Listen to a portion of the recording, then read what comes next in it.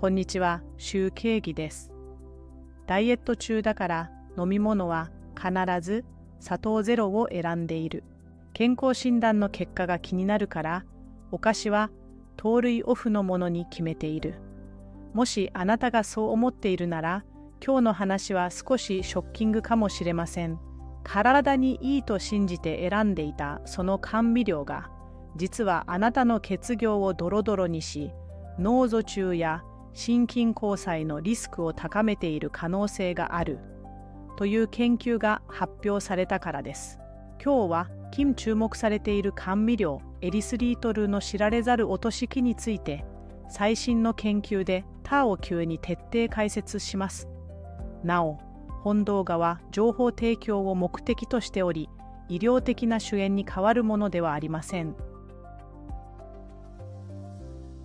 そもそもエリスリトルという名前、聞いたことがありますか？これは糖アルコールと呼ばれる甘味料の一種です。最大の特徴はカロリーがほぼゼロであること。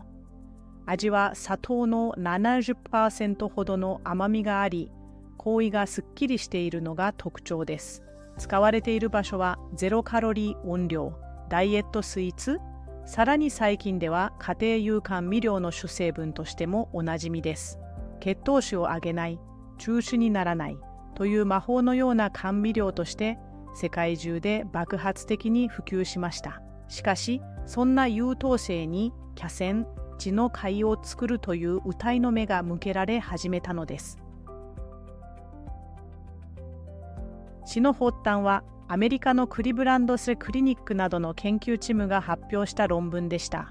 研究チームは心臓病のリスクがある4000人以上の血業を数年にわたって追跡調査しました。その結果、驚くべき仕事が判明したのです。血中のエリスリトル濃度が高い人は、低い人に比べて心臓発作や脳卒中を起こすリスクが約2倍も高かったのです。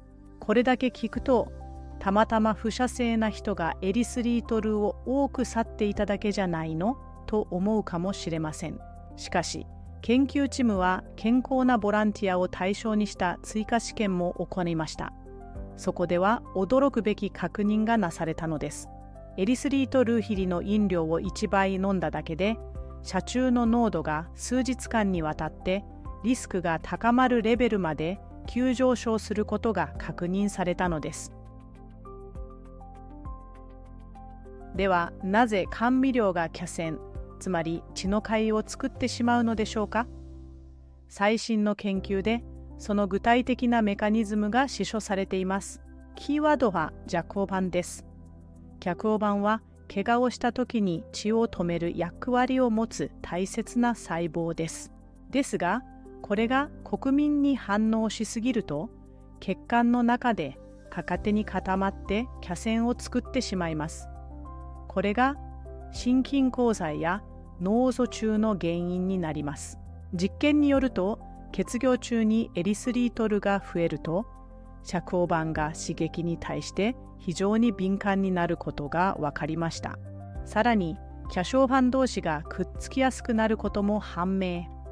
エリスリトルがキセンのスイッチを入りやすくしてしまうのです。一方で、同じ銅アルコールでもキシリトルなどはここまでの積極な反応は見られなかったというデータもあります。つまり、これはエリスリトル特有のリスクである可能性が指摘されているのです。慎重に判断する必要があります。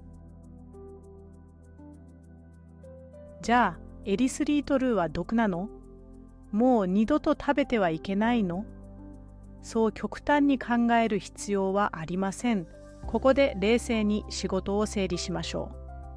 今のところ、これらはあくまで関連性が見つかった段階にあります。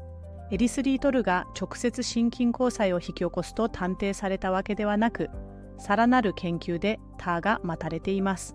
ただし、すでに心臓器官がある、糖尿病がある、あるいは高齢であるといった血管がもともと弱っている人は注意が必要です。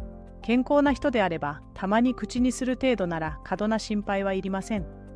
ですが、いくら飲んでも安心とは言えません。砂糖は太るし血糖値を上げるから悪。人工甘味料は魔法の章。そんな二元論で考えるのは危険です。どちらも適量、ほどほどにというのが、現時点での無とも嫌い向き合い方と言えそうです。ご自身の体調を優先してください。砂糖ゼロという言葉に隠された意外なリスク。便利で美味しい代替品も、去りすぎれば体への負担になる可能性があります。これはどんな食べ物にも言える心理かもしれませんね。皆さんは普段使っている甘味料についてどう思いますか？ぜひコメント欄で教えてください。今回の内容が役に立ったと思ったら、高評価とチャンネル登録をお願いします。それではまた次の動画でお会いしましょう。最後までご視聴いただき、本当にありがとうございました。集計儀でした。